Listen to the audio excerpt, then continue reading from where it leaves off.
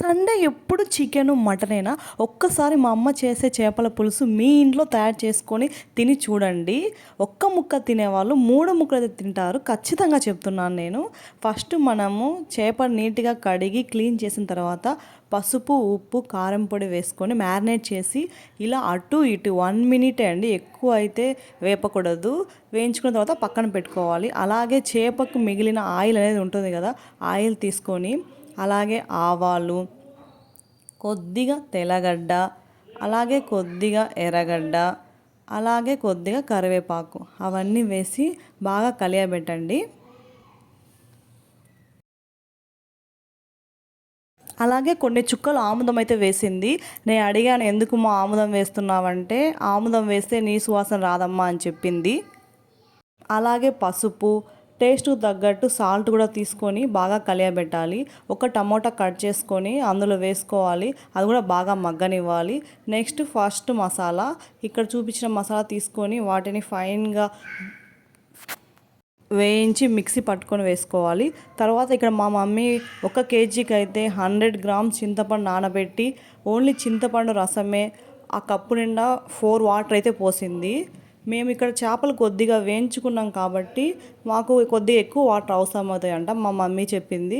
అలాగే పచ్చి చేపలు అయితే వాటర్ అంతా వస్తుంది, ఊరుతుంది కాబట్టి పచ్చి చేపలు వేసుకొని కుక్ చేసుకునే వాళ్ళు కూడా ఉంటారు. వాళ్ళైతే కొద్దిగా తక్కువ వాటర్ అయితే వేసుకోండి. మేమైతే ఈ కప్పు నిండా 4 వాటర్ అయితే పోసాము. కొద్దిసేపు మూత పెట్టుకున్న తర్వాత ఇక్కడ సీక్రెట్ సెకండ్ మసాలా, ఇక్కడ చూపించినవన్నీ తీసుకొని ఫైన్గా ఎంచుకొని మిక్సీ పట్టి సెకండ్ మసాలా కూడా వేయాలి. వేసి బాగా కలియబెట్టి కొద్దిసేపు మూత పెట్టుకోవాలి.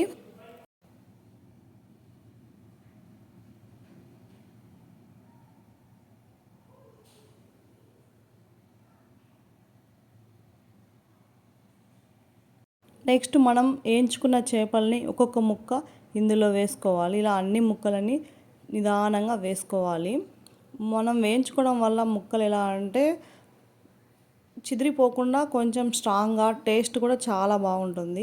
నాకైతే చేపల పులుసు అంటే అస్సలు ఇష్టం ఉండదు, కానీ మా మమ్మీ ఇలా చేసే చేపల పులుసు అంటే చాలా ఇష్టం. ఒక ముక్క తినాల్సిన దాన్ని అయితే 3, 4 ముక్కలు అయితే తింటానండి.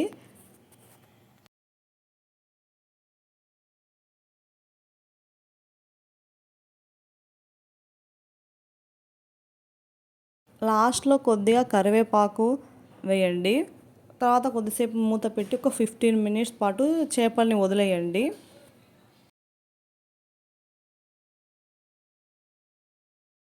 అంతే, 15 మినిట్స్ తర్వాత చూడండి చేపల కర్రీ ఎంత బాగా రెడీ అయిందో. అస్సలు వంట రాదనుకునే వాళ్ళు, చేపలంటే కష్టం అనుకునే వాళ్ళకైతే ఈ ప్రాసెస్ అయితే చాలా ఈజీ. ఒకసారి మీ ఇంట్లో ట్రై చేయండి.